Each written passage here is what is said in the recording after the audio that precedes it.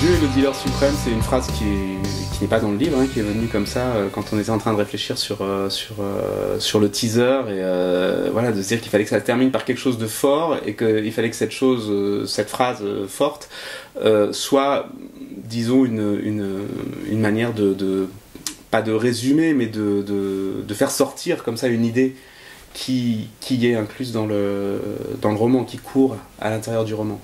En d'autres temps, on aurait dit la religion est l'opium du peuple. Bon, c'est la célèbre citation de Marx que j'avais quand je pense que quand je passais mon bac, je crois que je l'avais écrite dans ma chambre. Donc voilà, c'est un vieux truc chez moi, disons, cette pensée-là. Après, c'est assez. Pour moi, c'est quelque chose de relativement évident, c'est-à-dire que la foi, c'est quelque chose de très intime.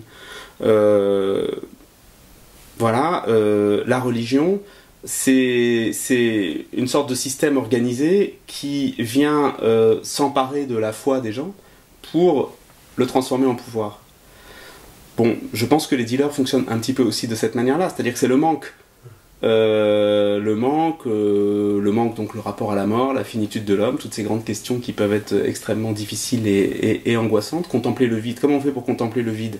C'est ça que la religion fait en fait, elle aide les gens à contempler le vide.